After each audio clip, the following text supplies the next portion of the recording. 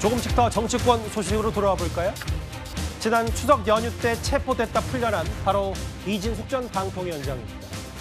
오늘 석방된 지 한 3주 만에 처음으로 경찰에 출석을 했는데요. 이진숙 전 위원장 이렇게 작심 비판을 쏟아냈습니다.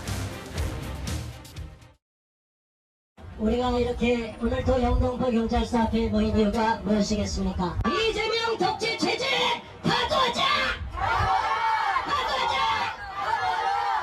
영등포 경찰서 유치장 한 두세 평 정도 될까요? 거기서 2박 3일을 지내고 보니까 이렇게 경찰이 권력의 도구로 사용될 수도 있겠구나. 이것은 정말 위험하다.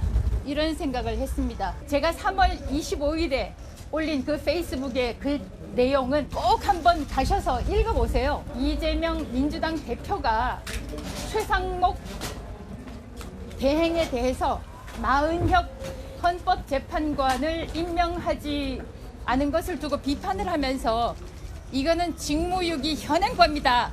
시민들에 의해서 당장 체포될 수 있다. 이렇게 얘기를 한 겁니다. 만약에 최상목 대행이 직무유기 현행범이라면 방송통신위원회 상임위원을 임명하지 않은 민주당이 또는 민주당 의원, 민주당 대표가 직무유기 현행범이다. 정확히 23일 만인가요? 이진숙 전 위원장이 본인 혐의를 전면적으로 부인하면서 오늘 석방된 이후 처음으로 경찰에 나왔습니다. 구자랑 변호사님. 경찰 보면 불안하고 공포를 느낀다라고 얘기를 하면서 이 얘기가 있어요. 만약 마은혁 재판관 임명하는 최상목 전 부총리가 직무유기 현행범이라면 방통위 상임위 임명하는 이재명 대통령도 직무유기 현행범이다.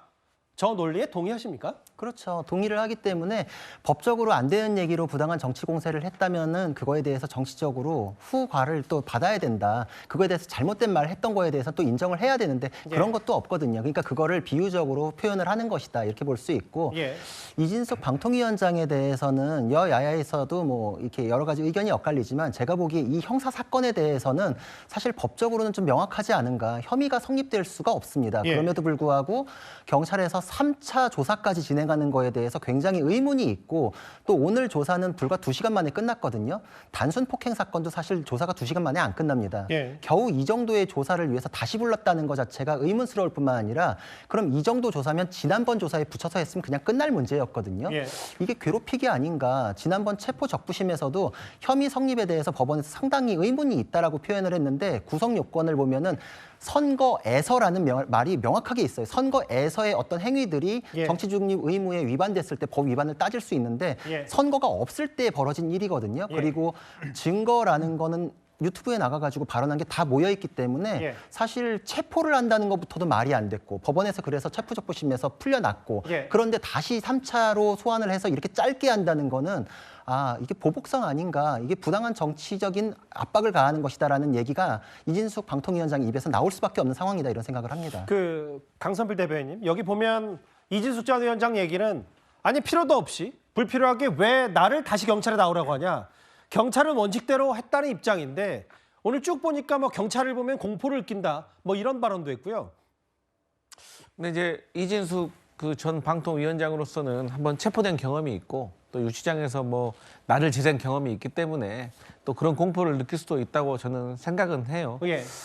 근데 이제 저는 이제 만약에 이진숙 전 방통위원장을 체포해야 되냐 말아야 되냐 그런 결정권이 민주당에 있었다고 하면 절대로 안 했죠. 근데 저도 경찰이 이 선거법 관련해 가지고 체포까지 할 필요는 있었는가에 대해서 사실 의문이 있습니다. 뭐 5번, 6번 출석을 하라고 했는데 조율이 잘 안 됐다고는 하지만 그게 이제 그럴까지 필요까지 있었나? 그것도 연휴를 앞두고 했다는 것은 제가 생각해도 조금 과한 측면이 있었다라고 생각을 하는데 그것을 뭐 이진숙 방통위원장 같은 경우 마치 민주당이 사주해서 뭐 그렇게 말씀하시는데 다시 말씀드리지만 저희 민주당이 그런 권한을 가졌다고 하면 절대 그렇게 해서 이진숙 방송통신위원장을 키워주는 일은 없었을 것이다. 이렇게 말씀드릴 수 있겠습니다. 뭐 조사가 한 2시간 만에 끝이 났나요? 그러면서 대통령 편 안 서면 죄인 되는 세상이고 경찰을 보면 공포를 느낀다. 이현정 의원님, 아까 강선필 대변인 말처럼 뭐 여당이 만약에 이런 체포 과정부터 석방 과정까지 관여했다면 이렇게 안 했을 거다.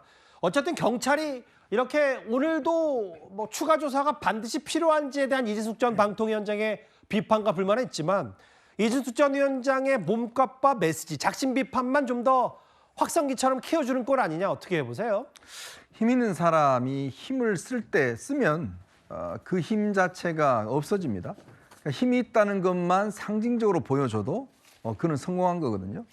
지금 문재인 정권과 이재명 지금 대통령 시절에 오면서 경찰의 권한과 역할이 굉장히 커졌습니다. 문재인 정부 시절에 검수완박을 했고 대공수사권까지 다 가져갔습니다. 자, 그리고 이제 이재명 정부 들어와서 아예 이제 검찰청이 폐지가 되고 예. 이제 경찰이 정말 막강한 권한을 가지게 돼 있습니다. 많은 국민들이 이제 그걸 보면서 경찰에 대한 여러 가지 아마 지금 예의주시하고 있는 측면이 있어요. 과연 경찰이 자신들의 힘을 가지고 있는 힘을 얼마나 자제하면서 쓸까? 이런 것들을 아주 예의주시하고 있는데, 예. 근데 이제 갑자기 경찰이 어떤 힘을 쓰다 보니까 예. 지금 힘을 주체를 못하는 게 아닌가 싶습니다.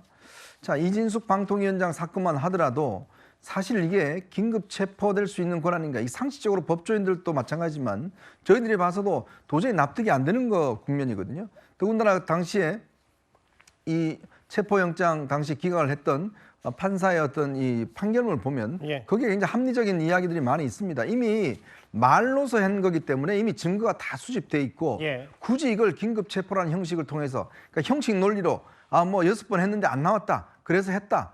이게 아니라 정말 어떤 이 정무적 판단들을 하면서 이게 미칠 수 있는 사회적 정치적 영향을 판단한다면 경찰이 이런 일을 못하죠. 자, 그런데도 불구하고 또 이제 지금 부른 겁니다. 더군다나 지금 조사도 한 2시간 만에 끝났다는 거 아니겠습니까? 예. 자, 그러면 지금 경찰이 여전히 뭔가 이게 지금 정리가 되지 않는 그리고 뭔가 어떤 계속 권력만 바라보는 이러한 것들로 경찰이 지금 힘을 쓰고 있는 게 아닌가라는 그런 의문과 걱정이 많이 있는 것 같습니다. 석방 후 23일 만에 처음으로 경찰에 출석해서 뭐 본인 하고 싶은 얘기를 다 쏟아냈고 이진숙 전 방통위원장 본인 혐의에 대해서 전면 부인했습니다. 7위였습니다.